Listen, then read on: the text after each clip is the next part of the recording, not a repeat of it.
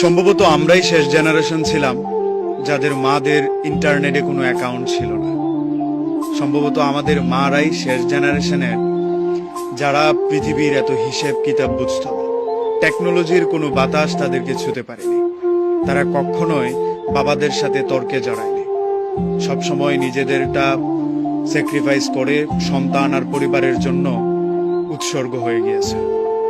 আমার মা তেমন হিসেব বুঝেন না। রুটি একটা চাইলে 3টা দেয়, ভার্সিটির জন্য 50 টাকা চাইলে শাড়ির আঁচল থেকে 100 টাকা খুলে দেয়। আমার মা অত কিছু বুঝেন না। আমার সিভি কি হলে ভালো হয়, আমার সিজিপি কত হলে ভালো হয়, এটা আমার মা জানেন না। আমার মা জানেন আমি ভালো আছি কিনা, আমি ভালো থাকছি কিনা। আমার মা ফোন দিয়ে অনেক কিছু জিজ্ঞাসার আগে খেয়েছি কিনা সেটাই জিজ্ঞাসা করতে বেশি পছন্দ করে। কোথাও গেলে বাড়ি থেকে পিছু পিছু হেঁটে রাস্তার কিনারায় আসা আমাদের মারাই বোধহয় শেষ জেনারেশন, যারা শাড়ি ছাড়িয়ে কখনোই আধুনিক পোশাকে নিজেকে মানিয়ে নিতে পারেনি।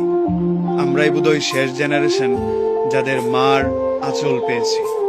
এটা খুব দুর্লভ হয়ে যাবে আগামীদের জন্য, যারা মায়ের শাসনটা ঠিকঠাক উপভোগ করতে পেরেছে। সকালে মক্তবে না গেলে মায়ের ভয়ে পালিয়ে থাকতে হয়েছে হাফ বেলা।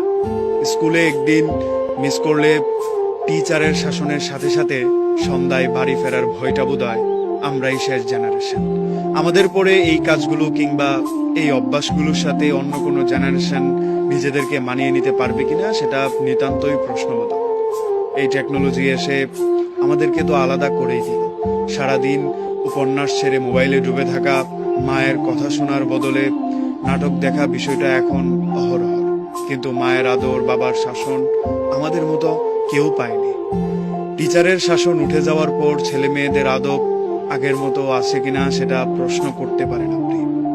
মা বকা দিলে সন্তান মাথা গুঁজে শুনে নিচ্ছে, এমন সন্তান এখন হাতে গুনে বের করা বিরল। এখনকার মানুষের দোষ নেই, কিংবা যারা বেড়ে উঠছে তাদেরকেও প্রশ্ন করার নেই। এটা সময় অনেক কিছু পরিবর্তন করে দেয়।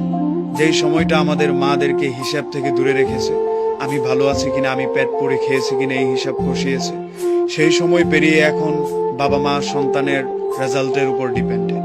ভালো চাকরির জন্য প্রিপেয়ার হতে পারবে কিনা সেটার উপর ডিপেন্ডেন্ট। সন্তান কি চাচ্ছে, কি করতে পারবে, ও ভালো থাকবে কিভাবে, সেই চিন্তাটা এখন কম হয়। ভালো করতে হবে, অন্যের ছেলে করছে তোমাকেও করতে হবে, এই চিন্তাটা এখন অনেক কঠিনভাবে দেখা হয়। পরিবার আগের মতো সন্তানদেরকে সাপোর্ট দিচ্ছে কিনা সেটাও যথেষ্ট প্রশ্ন।